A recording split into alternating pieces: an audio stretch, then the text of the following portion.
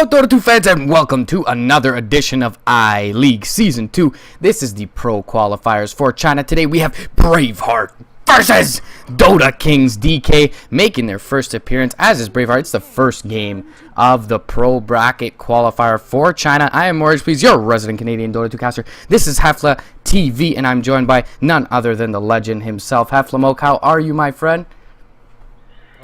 I'm actually quite tired because I just woke up, but I see you're completely excited. Maybe even a tiny bit too excited. I am excited for this matchup. Into the game, by the way? I am into the game. I'm in the draft at the moment. It looks like we have a first pick Phoenix, so I don't think my excitement has gone unwarranted. Are you in the lobby? Nope. Well, I'm in the lobby and everything. Just I don't know. I end up being on the loading screen forever, but I hope that's fixed pretty much soon. But yeah, today is a very interesting cast. Have you casted together already? Because I don't think so.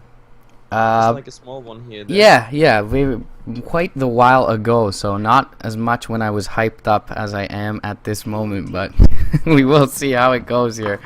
Either way, hopping into the draft, couple unorthodox picks from both sides. Braveheart going to pick up the Phoenix Sand King opening. So Sand King, certainly a strong hero in his own right. Phoenix, very situational, so we'll see how they're able to utilize that. But Silencer, Tidehunter is the 1-2 from DK here. And Tide, for obvious reasons, very strong. Usually does make it either to the bans or either roster in the first couple of picks. But Silencer, very odd that they're going to pick it up this early and prioritize it in their draft. So we'll see if they have a plan for that.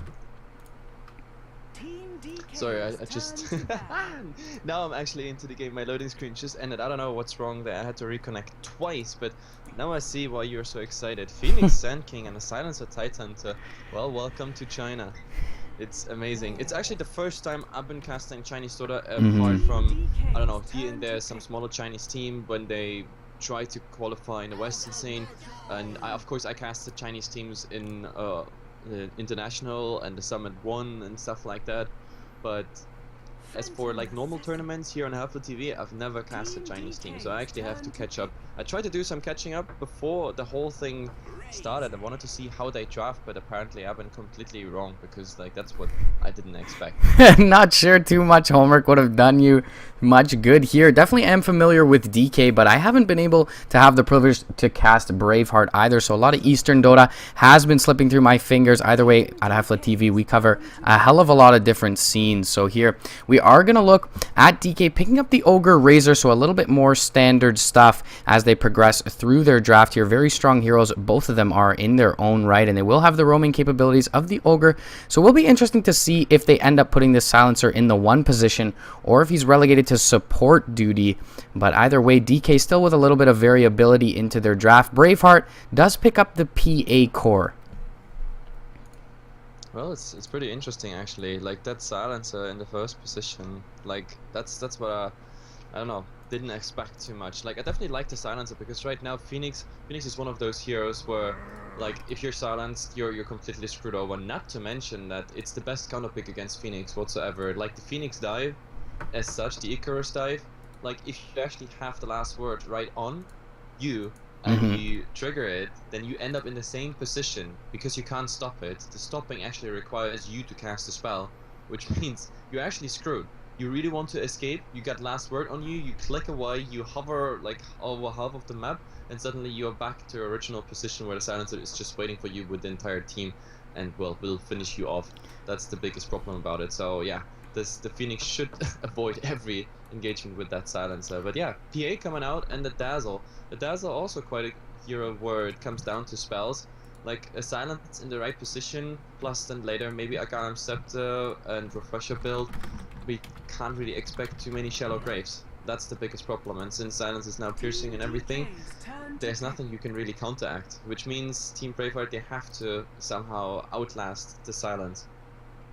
Yeah, so very interesting point there with the last word mechanic, of course, the global silence as well. One thing I do worry a little bit for DK is if they are able to get this supernova off, it will be hard pressed to right click it down, but they do pick up some right click in the morphling, and so that is certainly going to help them out through this one.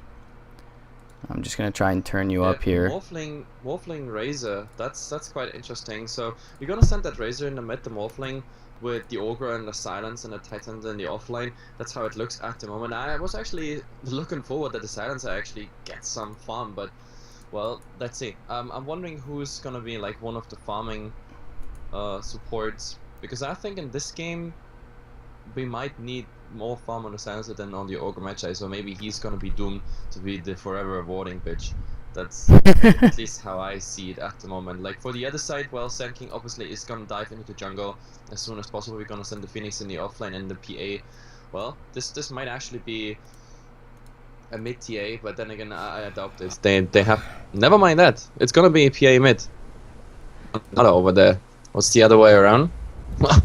Yeah, very interesting pickup with the Slardar here. So we'll be interesting to see. There is some high base armor and some tanky heroes for the side of DK. So I think the Slardar may be hard pressed to find something in this matchup, but we'll see how they do. Either way, jumping into the game, hopefully you guys can hear Hefla better in stream now. But here we go, guys. Braveheart gonna play up on, that's Braveheart on the dire side. God7 taking towards the off lane on that Phoenix. He's accompanied by Move on the Dazzle. We've got Carrot in the mid lane on the PA. Rotating down towards that aggressive tri lane is 9-1 on the Sand King. And rounding out the lineup, I don't know what the hell his name is, but it's the Slardar in the safe lane for Braveheart. By the way, we got problems with the audio mixing again. Like apparently people don't hear me at all while you just read their ears, pretty much. I just turned it up, so hopefully that should be a little bit better. Okay. Let's hope so. Either way, we have CTI on the Ogre. Right next to him is XPG on the Silencer. That's gonna be like the two of the Dream Tri-League, I wanted to say, but I meant Tri-Lane. Either way, Dreamu is on the Morphling in the Tri-Lane. Of course, in the mid we got Mr. Cold Snap, and last but not least, there is Mr. Blacksat on the Tidehunter. So he should have actually quite a decent time, to be honest. Yeah, hopefully so. And I think the Tidehunter, yeah, as you mentioned, will have pretty much free reign over this off lane. There isn't too much kill potential, and up against any melee core, he usually does extremely well. So we will see if Move and 9-1 can find an early gank here. They are postured up pretty aggressively in the trees. They don't have so much kill potential. Level 1 Burrow Strike is fairly underwhelming, so we will see if they're able to utilize that to good effect. They're sitting already in the trees, and to be honest, the softest targets on this tri-lane at the moment is the Silencer, and if the Silencer comes anywhere near this, like, that is really, really bad news. The Phoenix Magical Burst right at the beginning is quite insane. All they need is the stun setup, and then they knew it. Like, maybe we have to, yeah, he went for Shadow Wave actually. Okay, that's quite interesting. I thought maybe a Poison Touch will do the trick, but if that Silencer comes anywhere close to the side shop, this is really bad news. But let's see. For now, we have the Ogre invisible. He went actually into the mid, wanted to look if there's maybe something possible, but he's heading back to the tri-line. The Silence is actually in a position of pulling, which means, well, they have to open on the Morphling. Yeah, there is a waveform here, so he does have quite a bit of survivability. He can also drop into that morph, and there is only an ignite on CTY, however, so they won't be able to stun back here, and they're gonna need 9-1 to get into close range to find this the overlay. Yeah, it's off. It's off now. Yeah. Good. Either way, back in the mid, well, we see the PA, of course, having a disadvantage, but oh, bottom now. Now everybody sees each other. Actually, they open on the Phoenix. There's already the last word, but there's a beautiful Burst Strike, and now that Silencer, as I said, he's gonna be the first target, but the Phoenix is getting the Wrath right after. It's a 1-1 trade, but still, like, the Silencer, of course, being the first victim, feeding the first blood, so there comes the tiny advantage in. Yeah, and they get the first blood gold over towards, I believe, God7 there. He does fall himself, but either way, slight advantage towards Braveheart. We'll see a rotation towards the mid from Move and 9-1 in the mid lane. Razor obviously going to do fairly well versus the PA with that static link, also able to spam it out with the plasma field. And Black Sea doing nice in the top lane up against the Slardar, but trading fairly evenly are those two in that safe lane for the dire side. Yep, and they instantly rotate. Like, after this attempt, like, securing something in the bottom lane, they instantly go into another lane, and this might be actually, yeah, heading towards the Tidehunter. That's how it looks at the moment, and as the server is a bit stuttering, that's something we have been prepared for. Like, Chinese servers and, well, either US or European connection might not be the best. I hope it's still good for you.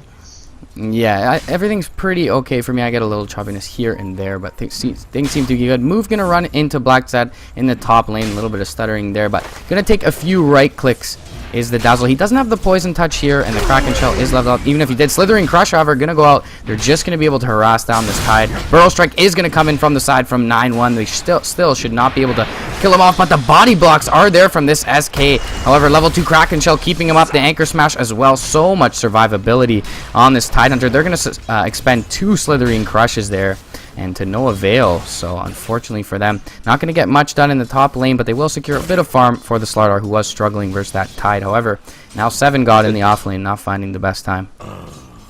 Well, that was really unfortunate, to be honest. That was very unfortunate. The timing of the Kraken Shell was the worst for Braveheart here. Like, if it would have just procced a bit earlier, then that was an easy kill, but it always procced right after a stun, so that's just horrible. That's the worst thing that can actually happen if you gank a Tidehunter, that he actually Kraken Shells everything you do SNCC-wise on him. Yeah, just a bit of unfortunate timing. A little bit too much overlap, I guess, there. Braveheart, our 9-1, will rotate into the jungle here. And Move going to take a little bit of harass. Cold Snap still doing very well in the mid up against Carrot. 21-8 to the 15-4 of the PA. But PA not completely underfarmed at this point. Well, actually, he's getting more in this lane than I actually thought. Because the harass on the Razor is real. Like, the Razor is kind of afraid of certain rotations. But at the moment, we have the right thing. Like, the Ogre Matcher is just coming in and blocking that camp as... like Mr. SK here tried to stack his jungle. I mean, DK is well aware of the fact that he's trying to get that done, but we have a new set of runes. He's actually gonna grab that bounty rune top end. We have, well, a haste rune on the Phoenix, but I don't think anything's happening with this one. Like, it's just the wrong hero for a haste rune. Yeah, God7 has picked up Tranquils now, but only sitting on level 3.5, not even quite there, while Blackstat is up at his level 5. So Ravage will be into the game very soon, sub 5 minutes here, almost looking at level 6 for Tide. And as you mentioned early on, he pretty much does have free reign to stand in this lane and soak XP at the very least, if not find some farm. Yep, absolutely. And well, we have to see the Tidehunter. We're talking 4.5 minutes, 5 minutes almost, and he is, well, at the moment he's getting stunned right out in the neutrals. They can't kill him anyway, but never mind. Actually, with those bashes, we might see something happening. There's one value point that was quite decent. There's actually the follow-up stun, and what we need right now is some more damage. There was the wave. He's using the sticks, but in the end, yeah, he's gonna make it under the tower. He's just way too tanky. Yeah. But then again, he's out of regeneration, so he gotta be careful right now. He's not gonna make it to level 6 with this creep wave, but soon. So, which means he needs one more creep. It's kinda unfortunate for him, because he could go back to the base, TP anywhere and use the Ravage, but at the moment he just needs one more creep at level 6. Now he reached it. Yep, and he does have those arc boots up, so will be sustainable to get off that Ravage plus an Anchor Smash as well, wherever he chooses to go in lane. Mid lane matchup still pretty much dominance for Cold Snap, but as you mentioned, PA getting a little bit too much for DK here, and already picked up 25 CS. Has Carrot doing a good job using that level 3 Stifling Dagger to do so. God7 pretty much starved out in this off lane, and Phoenix is definitely a hero you do want to have some sort of level advantage. Is a pretty underwhelming hero unless he's able to snowball and get up a quick supernova, and I worry only the level 1 Icarus dive. He is going to dive down towards the rune. CTY still going to find that, however, and Ignite going to go up, but a jump forward with the Phantom Strike from Carrot. He's going to catch a Fire Blast in the face. There are spirits there, but there's the Curse of the Silent, and one last Stifling Dagger is going to finish him off. 7God, though, going to tick down to the last word, and Carrot's going to have to rotate out as the Plasma Field comes in from Cold Snap. So 1 for 1 there. Phoenix going down once again, still barely level 4, but Carrot does find what is essentially a solo kill there on the Ogre Magi. Well, it's still decent since the PA actually witnessed that kill, so getting credit for it, gold and experience, and in the end just ending up in a support trade where the Silencer just got credit on the other side. That doesn't help them at the moment too much, so this trade I would say goes to Braveheart. Well, but in the end still Silencer, you see that the Phoenix, like, he's so allergic against this hero. Like, we have to see how much they focus. Right now, what I kind of worry about is that DK gets too much farm on the Morphling. The Morphling at the moment 37 and 14. The Razor is doing well, and the Slardar on the opposite side, as well as the PA, both of them are behind. So, like, the lanes directly in comparison, safe lane and mid, they're just not doing as well. And also the Tidehunter is doing way better than the Phoenix. So DK's farming at the moment is going exactly as they plan. Yeah, the Tidehunter, in fact, is a full level ahead of the safe lane solo or safe lane 1 position for Braveheart there, so certainly something to be worried about. As you mentioned, DK farming all over the map, and Phoenix very underfarmed for God7. Has found level 5.5 now, so will have that ultimate in tow very soon. But Morphling, king of the CS chart, along with Cold Snap in the mid, so things going well in the early game for DK. Yep, but as I said, for the Phoenix, his problem won't be like, I don't know, having that ultimate or getting like up to there. The problem is actually being able to cast it, because like the silencer will wait exactly for that. That's the biggest problem for him right now. Like the Icarus dive will already be last worded, and then everything else will be just really bad news. But in the mid, well, Carrot, he's super low. He gotta be careful. With the next plasma field, the Razor could kill him, so he gotta go back or just bottle up. And that's the biggest problem for him right now. As I said, the Morphling, super aggressive here on the Phoenix, and there's the stun. Like, we actually had invisibility on the Ogre. Now he's being slowed. He has no Icarus dive, and that is an easy kill. Yeah, God7 going down once again, and Dreamy U finding the last hit on that very nice pickup for the Morphling. Already sitting on Aquila, Ring of Health, and 1400 gold in addition to that, so should be a fairly early Lincoln Sphere if that's what he opts for, and it looks like that will be the build from this Morphling. Pretty standard from Dreamy U, not bad up against the Slardar amp damage, as well as the Burrow Strike, and even the Phantom Strike and Stifling Dagger from Carrot, but probably one of the better abilities to bust Lincoln Sphere is that Stifling Dagger. Oh, and I'm so glad that you're on the camera right now, because my connection to the Chinese servers is just completely a mess right now. I'm watching a pure frame show right now. I love it. That's why I love Chinese Dota.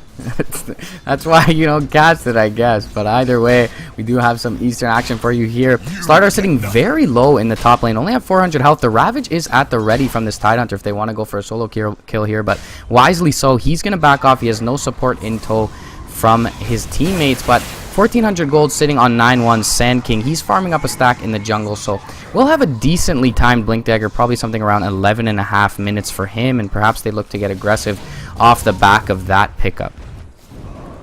Yeah, just keep talking. I'm loading my game again, hoping it's getting better. Yeah, Curse of the Silent going to go out onto the Slardar top lane. Amp damage is out onto Black Stab, but he's not going to find too much. Midas actually picked up 9.5 minutes in by the Razor mid lane. Does have quite an advantage, but I would have liked to see the mech for his team this early, perhaps. Either way, Slardar taking a lot of harass. The Ravage is going to be committed top lane. There's an Anchor Smash here as well. He's going to get the Slithering Crush off, however. He's going to rotate down into the trees, and he will survive for now. Curse of the Silent is going to whiff from XPG. Couple more tower hits onto Blackstab. They're not going to be able to bring him down. Move will not get in range for a Poison Touch, so the Tidehunter will get out. But that's the first Ravage popped, and they won't find anything for it. So very nice timing with the Slithering Crush. He's going to be able to sprint into the trees on the Slardar, and will survive for the time being. Does pick up his treads and bottle, and will have to rotate back towards the base. Bot lane, however, Supernova been popped here. Dreamy U ticking down, but he's going to be able to morph strength and survive for now. God7, first use of Supernova is not going to garner him a kill, but will help him survive 1v1 up against the Morphling. TPs in mid lane are towards the PA here. Full length plasma field is going to hit, but the Ogre not in range for CTY. Carrot will be able to Phantom Strike out back to the wave and should be just fine. Back into the game. Yoo-hoo, I just saw the last section, and wow, now after I reconnected, everything seems to be smooth again. Thanks, Perfect World. Appreciate it. Yeah, Perfect World. Probably one of the most finicky servers in Dota, but either way. We will see rotations to the top lane from Blacksad and CTY. They're going to back up XPG here. He's being aggressed onto at the perfect timing. Last word Gush is out. Grave is there preemptively, but not going to help the Dazzle survive. One more right click should be there. He actually, no, he does fall before TPing out. Thought he might make it there, but the Slardar, now left alone in lane, does have the sprint up as well. Needs to be a little bit careful here. Fire Blast could have landed from CTY, but he chooses to hold on to it for the moment. And in the mid lane, Carrot being harassed down pretty low, and looks like he will build into an early Vladimir's offering for the team on this PA. Yep. And I'm just looking into the crafts, because crafts don't lag, and that's pretty cool for me at the moment, so I'm settling with this. I'm actually surprised that DK doesn't have more. I thought the way they farm, the way they have a presence on the map at the moment, it would be way more ahead, but they settled down for like 2k at the moment, and in experience it's almost even, so this game is not going as bad as I thought for Braveheart. At the moment they're completely in, but you have to be careful top. Like, that Slaughter might be the next focus target. Of course he has a sprint, but well, the Tidehunter is soon up with the Ravage again, and that SK is also farming the jungle. He is not far away from his Blink Dagger. However, we have the Razor rotating in top, and oh, they already want to go on him. Last word is already up. and he just can run. You have to see though, Ravage is ready just when the TP comes in. Does he use it? That's the big question. At the moment, they should settle for that slaughter kill just like that, but there's a global silence. Oh, this is really bad news. Now the PA is caught, can't really catch anything, and so much damage stolen at the moment. There's the Ravage. So many people, Jesus Christ. Now a beautiful burst strike, and the ultimate. The ultimate gets through, does a ton of damage, but I don't think this is enough. They still clean up. However, the Dazzle, there's the Gush. He's somehow dying. DK, oh my god, he somehow survived, but he has to run because the Tidehunter will just follow up on him. Burst Strike is not ready, nothing is ready. He has to run. Run, little buck, run. But I think it's too late. Yeah, huge win in the top lane for DK. A little bit of a misplay from the Slardar there. He uses the amp damage on the Razor and the unstable current procs, and he's not able to chase down any of those low heroes that were brought down by that epicenter. So, as you were mentioning before, DK with not as much of a lead as they should have had. And if you look at the net worth distribution, that's pretty much because 9-1 was able to farm up in the jungle, and he does find his blink dagger before dying, so he is pretty much the saving grace at this point for Braveheart. The Slardar, not farming very well, is sitting 5th overall on the net worth chart, barely above his own Sand King, and 1600 or so behind the Tide. Yep, and that buyback on the Slardar hurts. Like, it really does hurt. He tried to come back into this fight and somehow turn it around with, well, the cost of a buyback. While all this is happening though, the Morphling is free farming, and this is of course the bad news. However, well, we have a rotation. First I thought they want to go for the Morphling, but this is actually Roshan. With the minus armor, obviously they have, like, they can do something really fast on the Roshan. However, they're gonna get quite some damage here. The Dazzle should be able to counter heal most of it with level 3 Shadow Wave. So this Roshan, yeah, it's already on 50%, and DK doesn't detect it, which means easy first Roshan here. 40 minutes in, relatively early in comparison to other scenes. You see the first time Roshan, like, I don't know, around 16-17 minutes or so. Right. But yeah, easy Roshan. Yep, smart sneak from Braveheart with the amp damage and the early Vlad, so a little bit justified on the early Vlad's build from Carrot. Doesn't have quite the damage she wants to, but allows them to get an early Rosh, and that is certainly a comeback mechanic in its own right. In the top lane, we will see a blink out from 9-1. He barely makes it away. Dust popped a little bit late from CTY, and we'll see a rotation from the Slardar as well as moves Dazzle. They gotta make use of this blink burrow strike at some point, in addition to the sprint in with the level 4 slithering crush, but so many tanky heroes on the side of DK is going to make it a little bit difficult for them to find one out. And even the Morphling, who is pretty squishy, does have that waveform and his replicate available at level 2 already. Yeah, and that Morphling, he just wants to farm. Like, he doesn't care. Linked Sphere is the first item of his choice, and at the moment there's nothing, absolutely nothing they can do to stop him. They need to chain stun him and prevent him from morphing, but like that's not gonna happen at the moment. He's playing super carefully and he's staying in that lane, pushing tier 1 tower now. He's even going aggressive on the Phoenix. Look at this, but well, the Phoenix still has his ultimate just in case, but well, the Morphling managed to just drive him out of lane. Yeah, Dreamy You pretty much free. Look at the Razor. Over the Razor really wants that Phoenix. If the Phoenix doesn't get his debuff up on both the heroes, they might actually kill him in his ultimate. So at the moment, oh, there's the Plasma Field. They come in. Is that already enough? The Icarus dive, just about right. If that was, I don't know, if they just used the silence there, that would have been an easy kill. Yeah, but they do secure the tower, so he does zone him back. Although I don't know if he would have had a great attempt at a deny regardless. So yeah. Certainly, as you mentioned, Global Silence would have been probably worth that kill there, and it does find them an objective as well. But either way, we will see a 3-man rotation from Braveheart with an Invis Rune in this top lane. It's going to get picked up perhaps by the Slardar. That is the case. They do have the Blink initiation from the Sand King as well to couple with that, but rotating towards that top lane, Tidehunter probably not the best target. Does have Ravage and Mech at the ready. This Tide is so farmed, 3rd overall on net worth, pretty much neck and neck with the PA for Braveheart. Yep, that Tidehunter is really, really scary. Now the initiation is just perfect, coming in with the dagger. Maybe that's the reason they don't wanted to use the silence to kill the Phoenix off, because they were like, yo guys, we have a Tidehunter online, we might as well just go and fight. And I think they're heading top because they want to get the Slardar, and that is pretty much an easy kill because he can jump in.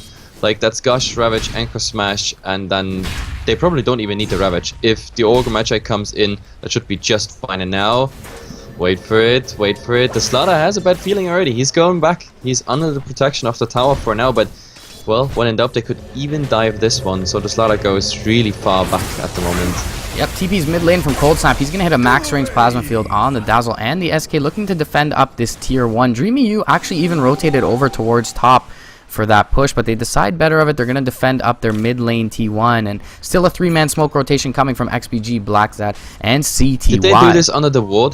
That's the biggest question. I think they went to the side shop, so they weren't seen by this nicely observer ward. Like, the Slaughter was protected by this observer ward, obviously, but oh my god, they find the SK here. That is really, really bad news, but, well, he got silenced and everything, and the damage over time should just do the trick right here. And the question is there any follow-up, any revenge? Well, the Dazzle slowed the Razor, but I don't think they engage in this one. Oh, never mind, the Phoenix, there's the silence, and they have to retreat. But after the silence, in theory, they could just go for it by the Morphling. Morphling is coming in, there's the burst already on the Slaughter. The Phoenix is going for his ultimate, but this won't affect anyone here. That's something I definitely don't like. That was a very strange ultimate, but he's coming in, there's the Ravage on the Slaughter, and even the Phoenix ending up being surrounded by 4 heroes. Very bad position. The Phantom Assassin so far not having any part in this. You have to see where this one is going. It looks like DK, they want more. Yeah, and exactly as you called in the draft. He goes for the Icarus dive into the Supernova, gets silenced mid-cast, and he's not able to stop that. And the Phoenix super underwhelming on his Supernova in that fight.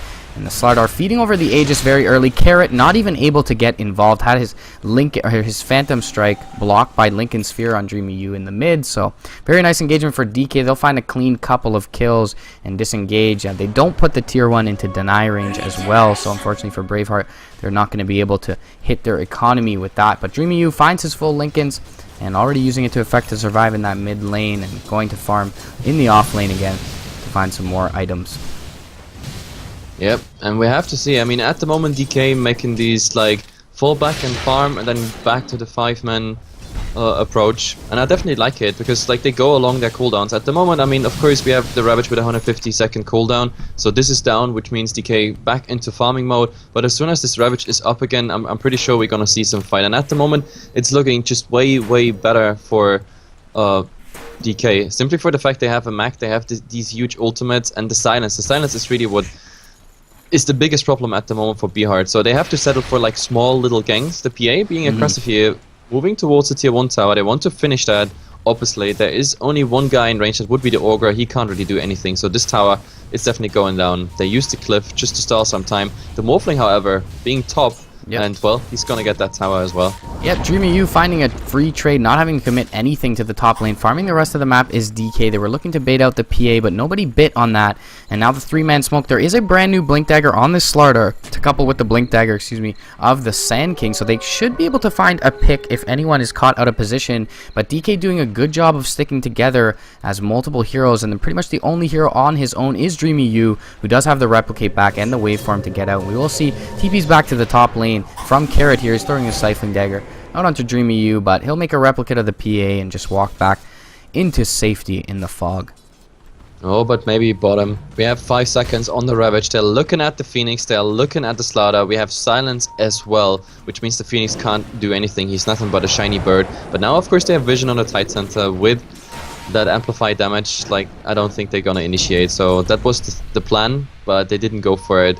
It's kind of, I mean, you know, in 2.13, Chinese Dota was known for like the farming one and the very calculated type of Dota. To be honest, I still see the same thing for me. Like, I mean, for someone who casts only European stuff, CIS Dota, sometimes NA Dota or C Dota for that matter, like it's pretty interesting. I could have sworn like any other team would have just jumped on that opportunity bottom line, but they're not 100% sure of the potential in this fight, which means they're just not going for it.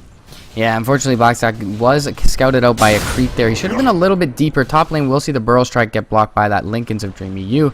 And he's still just postured up in lane, farming in the face of Braveheart. But yeah, as you mentioned, Chinese teams, very conservative, very disciplined, not looking to overextend, especially under a tier 2 there. But as you mentioned, only 2 heroes there. With the Ravage, they probably would have been able to clean them both up with relative ease with the 3 heroes there, including Cold Snap, who's farming very well on the Razor and has picked up a Midas early. Almost all the full BKB here. He's about 900 gold away from that. 21 minutes in the game. Oh, but the Morphling running into so many. Like, he really got to be careful because the Slaughter, look at him. He is just TPing right after. There's the stun, but look at everything. What a beautiful burst strike, but oh my god, there's the silence, and for now they just have to stall sometime. The problem is Phantom assesses him like, well, BKB, and he wants to focus on that morphling, but too much morphling strength right now, and he's getting all his damage stolen. The Nova, however, is in a nice position here. They're gonna get stunned, but it's not gonna matter too much. The SK, well, he's visible right now, Dust making sure he's dying as well, and with all that damage stolen now, the Razor just going for the Phoenix. He has no cooldowns left, no nothing. Even Stick couldn't help him.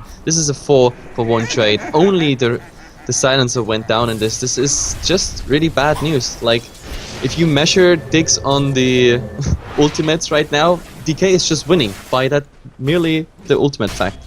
Yeah, jump in Ravage on 4 from Blackset there. Pretty much spelled doom for the side of Braveheart, and Carrot unfortunately had 126 damage sapped away from him and couldn't finish off that morphling for Dreamy U. Focusing on the morphing target, wasn't able to bring down anyone, and by the time he did look to turn to another target, his BKB was expiring and he had 126 damage sapped from that static link. So very poor engagement for Braveheart. We're looking at the metrics now. 12,000 net worth lead for DK, 10,000 in the way of experience generated as well. And the BKB now comes out for Razor, so Cold Snap, ever the more survivable, can get off an even longer static link in these engagements. Yep. And the problem is, like, that was actually, you say like it was a poor engagement. I disagree, because this was a good engagement. Like, you couldn't have it much better on Braveheart's side. Like, the position was good. They were mostly on high ground, looking down, like having a nice, like, little narrow path. Like the SK stunning like almost 4 people with the burst strike, getting his ultimate off and everything. This you couldn't ask for much more, to be honest. Like, every engagement in, I don't know, if you have the same engagement 5 times again, they wouldn't find such a good opening. But still, even with that good opening, it's just not looking good. Like that Silence Ravage combination that gives DK, for now at least, enough time to just finish so many heroes off that it doesn't work. Not to mention that the Phoenix just doesn't have any luck with his Nova positioning. Every time he goes for the Nova, it's more or less to just help himself. But oh my god, in the mid, do we have a go here?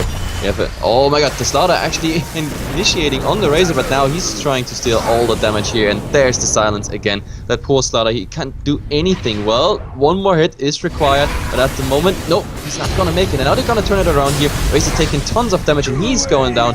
Finally, some success for Braveheart.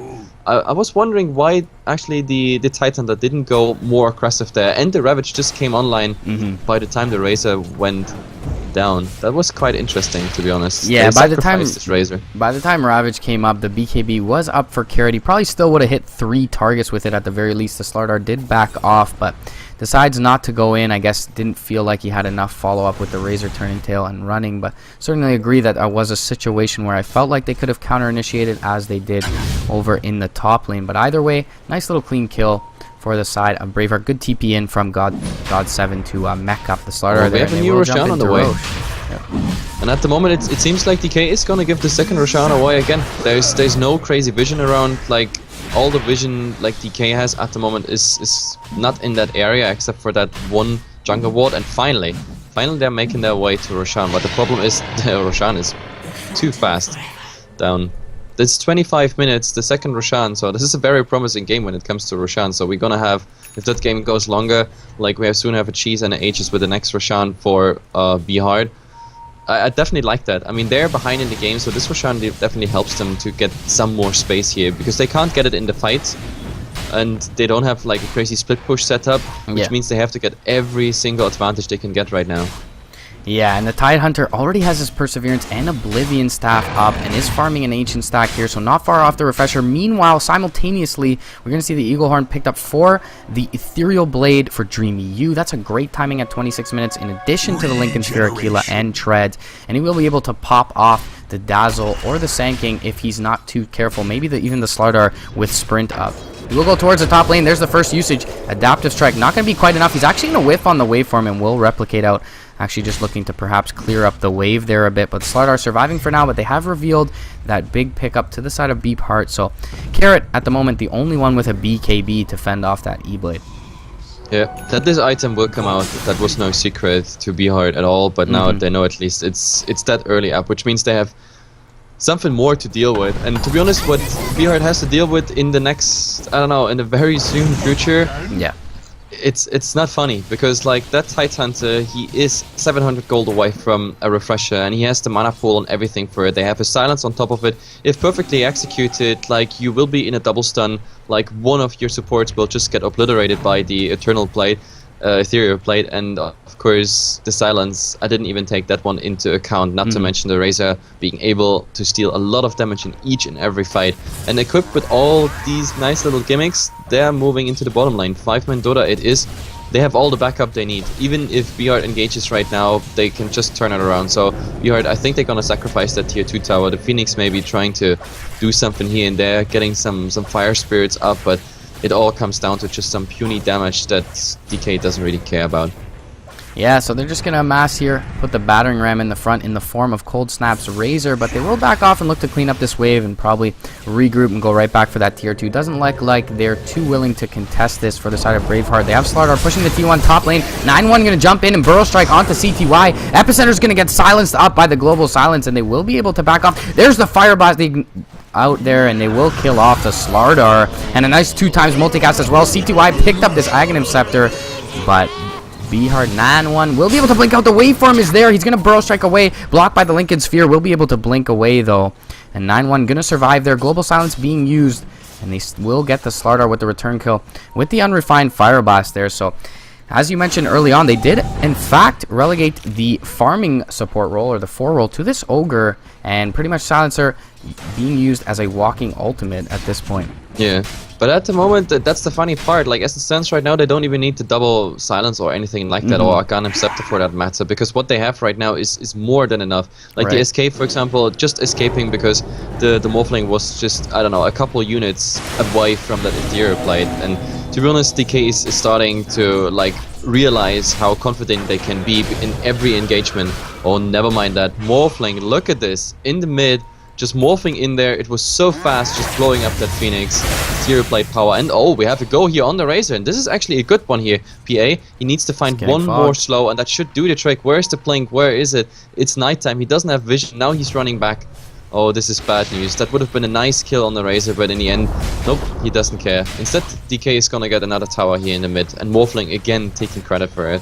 Yeah, and Carrot gonna use up that 8-second BKB to no success there, so unfortunate for him. He's gonna be a little bit more susceptible to this E-Blade as well as the Ravage as that continues to dwindle down. And good news for DK there. 3,000 gold in the bank for Dreamy U as well. He can build in to a Scotty, perhaps, maybe even a Butterfly up against this PA fairly soon. Either way, he's getting pretty fat. 16,000 net worth amassed. He is almost a full, he's a full 3k ahead of the PA at this point. Yep. And they go full systematically on this game, like nothing surprising there for Chinese Dota. Like the last outer tower is gonna fall here. The courier was sniped just before that. Like right now, they're completely surrounded. Braveheart is gonna find themselves here just as we hit the 30-minute mark, pretty much pinned down in their base, and they have to make some sort of like freedom strike. They have to get out. They have to at least secure 1 or 2 lanes they can farm, unless this, of course, is pushed in.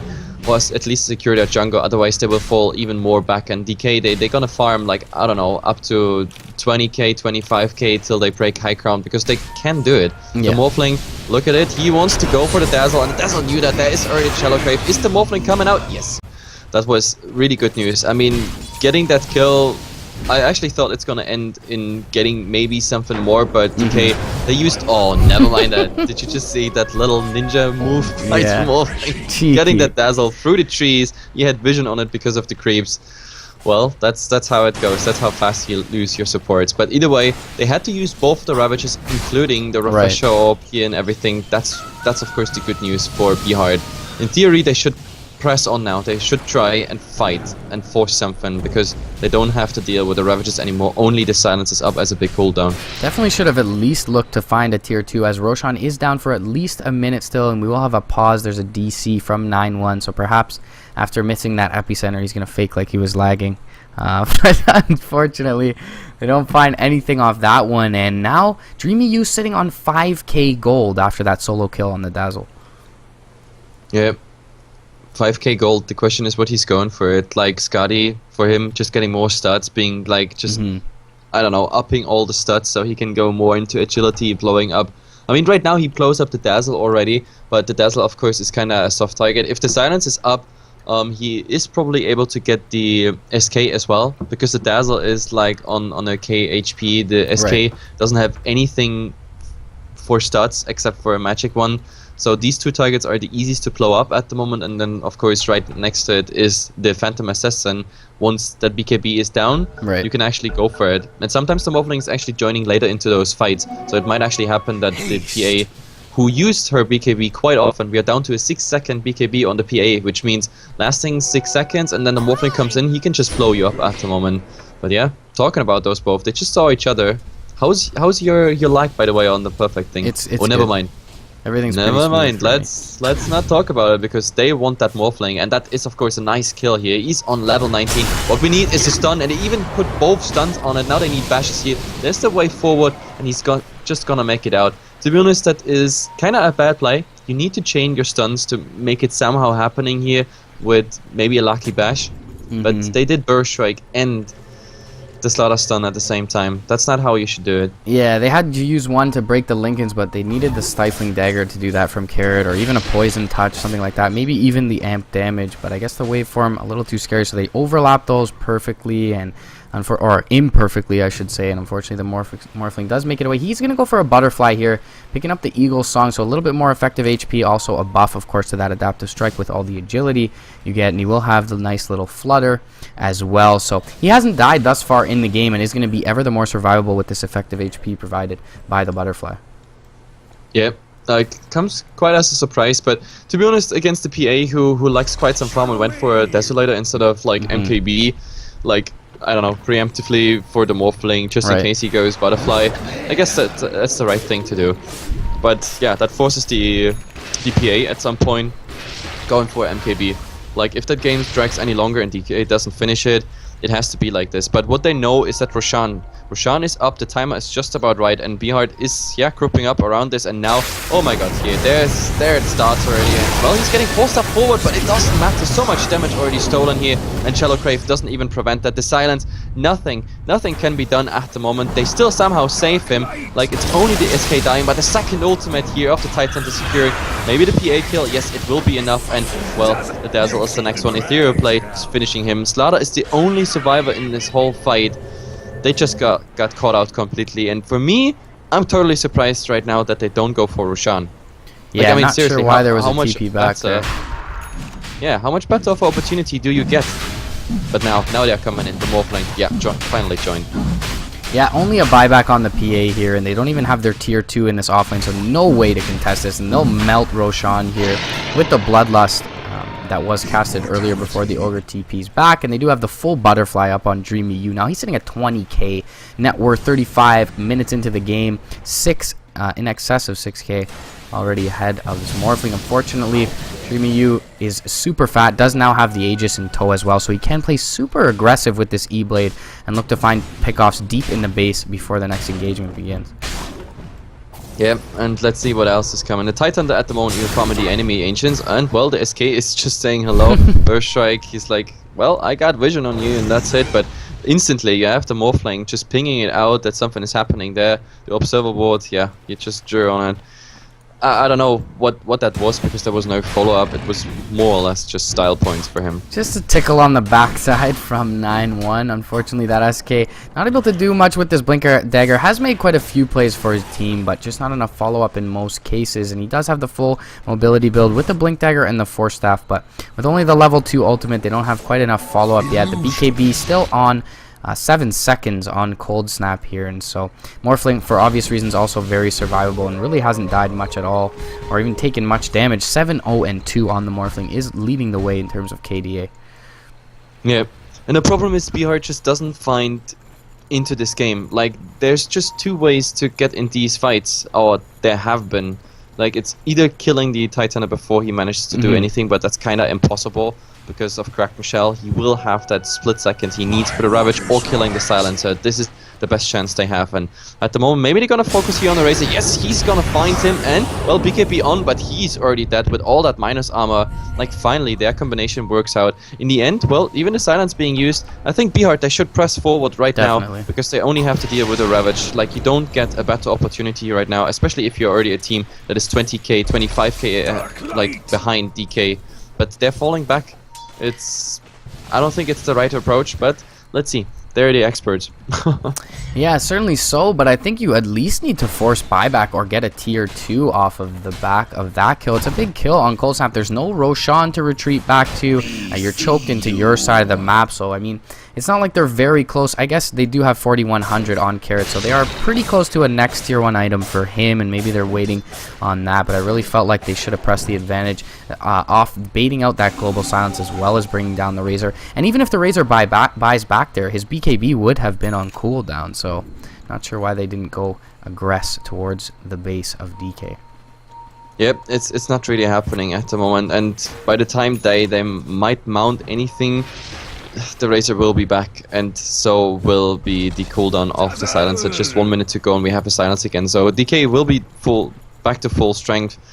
That's why what I don't understand at the moment, like really for Braveheart, they have to use these opportunities when ultimates are down, because that's why they lose fights. Like this whole gold advantage, sure, that's one part, but the biggest problem is really the ultimates. That's why DK is so ahead in the first place. But whenever an ultimate is down or a hero is down that carries that ultimate, they're not going and capitalizing on it. And that's what I don't understand at the moment the most. And at the moment DK, they're completely fine. I mean, they're well aware of how far they are ahead. Maybe not as in detail as casters are with like the 25k on both crafts, but they know exactly, like just by items, that they're well on a win here. And Braveheart, they're not, I don't know, not punishing a mistake that comes out of DK. Yeah, and with this cheese, as well as the refresher and the Shivas, there's pretty much no way Black doesn't find 2 Ravages in this next fight, and so not going when the global silence was down, I feel like that should spell their demise here, as we do see them group up in the mid lane, DK that is, aggressing towards this tier 3 here, and they will put Dreamy U as the battering ram on the high ground with this Aegis up and all of his effective HP. They're going to pop the Eye of the Storm here. Ags is up for Cold Snap, so looking to melt this jump in, Slithering Crush on 2 from the Slardar. He has the BKB available as well. He's going to take a Fire Blast in the face, though. Grave will be there, but he's going to BKB very late. She's up. We'll see the Shivas go out, and the Slardar going to drop here. PA tries to blink forward, but not going to find much, and actually blinks back to a teammate. Instant buyback from the Slardar. BKB popped by Dreamy U, but they're going to take these Raxes for free here. Stifling Dagger. There's the Supernova and the Epicenter. The Silence will be there, however. Ravage is going to connect on 2. BKB popped by the Slardar. They will bring the Silencer down. Supernova is going to hit, but the next Ravage gets off. God 7 going to go down. Multicast into the face of the Slardar. 3 times multicast. He's going to get a crush off, but he should be right-clicked down here by Dreamy U. And Carrot going to look to find CTY, but he's going to catch another Fire Blast in the face. Ghost Scepter by CTY. Instant buyback by the PA. And Carrot, they're actually just going to back out here with the melee racks. They force out 2 buybacks, 1 from the Slardar, 1 from the PA there. So overall, it's really a 7 for 2 going the way of DK, and they do find the melee racks as well. It was really a crazy fight, and they want more. The Morphling coming in like on the PA, but BKB used, and well, just saying hello to the Lincolns, and that's pretty much it. Like, they knew about this, but what a crazy fight. It looked like for a second when we had the SK ultimate plus of course the Phoenix coming in there, like the positioning was good, everything was good. I really thought maybe they were gonna manage something, but it didn't really work. But oh my god, Slaughter so low, he's gonna manage that stun, but there is still a replicate. There is nothing to fear. And now, well, the Lincolns is still there. They need to get the stun, but the stun comes of course after he's just morphed out. Yeah, very survivable is Dreamy U. He's pretty much maxed out agility, still sitting on 1500 HP, plus the evasion offered from that butterfly, and he of course has tons of armor from all this agility, so not able to bring him down. He's also got his 9-second BKB ready and 3500 gold in the bank, so I really don't see Dreamy U dying anytime soon unless he makes a huge misstep here. And DK thus far been playing very disciplined Chinese style of Dota, taking it to 41 minutes already, only finding 1 lane of racks. I feel like with this advantage they could have found more, but certainly playing it safe and not making any risky decisions. Absolutely, and now, well, they're gonna make a little adventure here into the Radiant jungle, but at the moment DK is absolutely not interested into fighting. Like, another 40 seconds for the big fat ultimates, and well, oh, in the mid, the Razor and the PA. Well, we have to see, the entire team is pretty much in the background, but he's driving him just away with Static Link at the moment. You can't really jump the Razor once that is up. There's a new replicate, the Morphling is joining into the whole fun. That means Braveheart, they have to go back. Because like this direct engagement, I don't think that's a good idea, especially now that you have Ignite on both heroes. Oh, look at this, the Sand King. 100 HP just with the Morphling saying hello with the Ethereal play. Yep, almost 100 to 0. Easy. If he hits the waveform there, easy kill. But Pit will pick up a regen bottom, so gets right back up to full mana here. He should. And 4k gold also available for DreamyU. So perhaps we do see the Scotty now. Maybe even an MKB to right-click down that PA. We will see a Manta, so interesting choice from the Razor here, perhaps just for the Siege, a little bit more movement speed to get off that Link as well under the cover of his BKB. And CTY has found an Invis Rune top, but it doesn't look like they'll find too much here. DreamyU looking for a kill on the Sand King, but perhaps 9-1 is baiting out for his team. Carrot, however, is being seen farming the top lane and pushing out the wave there. So DreamyU gonna jump in, will hit the waveform on 9-1, but no detection available here. Burrow Strike out onto DreamyU, blink back from 9-1. Cold Snap not gonna get the plasma field off to cancel that blink, and amp damage is gonna go. It's more or less there. just some fall from back harass here. And I mean, DK did some nice exploratory fight in the mid.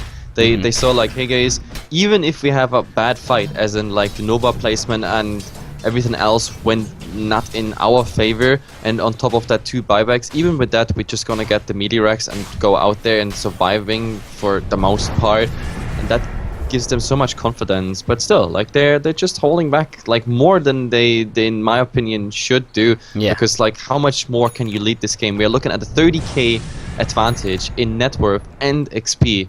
I mean, this is the last time I've or the highest. I mean, the highest difference. Oh, never mind that. They found the Sand King. I don't know what he was doing there, but that's an easy kill here. Even the damage over time should do it. Never mind. There's our grave. They're gonna save him, but he has to go back. And well, the Morphling is coming in. There is the Replicate. He wants to chase that SK, but nope, he's not gonna be bold enough to go in. Yes, no, maybe. No, they're gonna kill that Ogre Replicate off, even though it's so goddamn tanky. Look at this. I mean, the TA working on it. The Morphling actually coming in, saying hello. I guess now PA got some shock for his life. It was like, oh damn, it's a real one. And Roshan now back up. Yeah, talking about that Ogre and his tanking. Look at this, 44 minutes in. He's got a Blink Ags Veil Ghost Scepter on the Ogre. Has overtaken the Slardar on the net worth chart at this point. Is just fat as hell. And definitely hard to bring down. 2300 HP. Roshan gonna go down here. Aegis gonna go to Cold Snap. She's gonna be picked up by DreamyU. He's gonna leave his BKB for the Courier to grab for the time being. So feeling really strong on this Morphling. Picks up a Demon Edge as well. And actually, instead of leaving the Demon Edge, he'll leave his BKB. So wants a little bit more right click. Can't finish off the MKB quite yet, unless these Javelins are coming over. And they are being ferried over actually on the Courier. So we'll opt for the full MKB as opposed to having the BKB. And with the cheese, I certainly agree with that decision. Yeah, and I think we're finally heading to the end of the game. This is 45 minutes in a game. Like, I have to point it out again, like the scene difference is crazy. Like, this is for me the first Chinese game in months like that I actually cast. And if this was any game in EU, CIS or C, this would have been over like 50 minutes, maybe 20 minutes even ago. But DK, they're playing super safe, but I guess that's the right strategy. I mean, we must not forget the early qualifiers. Everything has been like single elimination. Right. This is a group phase, however, and yeah, they're going into the base. The cliff is getting baited out, and we have to see what Braveheart gets together here. But at the moment, there's already Adaptive Strike just for harass, some Plasma Field coming out as well, and this tower, especially with the Aghanim Scepter and the Razor Ultimate, is going down so fast. There's nothing they can do, but they have to engage, otherwise they're gonna lose the Rax. And now, let's see what's coming there. They're only going to blow up that poor Dazzle. Like, there is the PA, is the next one. He doesn't have a buyback. This is really bad news. There's Ravage number 1. Do we get a second one? No, they don't even need it. It's freed down already just with, I don't know, the normal way of fighting. And if they wanted to, they can go for even more.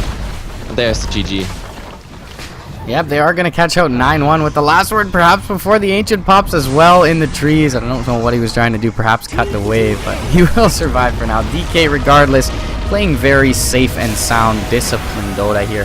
We'll take it in 45 minutes with a 30k net worth and experience lead. This was game 1 of a best of 2, guys. Thanks for joining us over on HeflaTV. We'll be back fairly soon with game 2. DK taking it in game 1. I am mrpdota, your resident Canadian Dota 2 caster, joined by HeflaMoke. We will be back momentarily. Thank you for joining us, guys.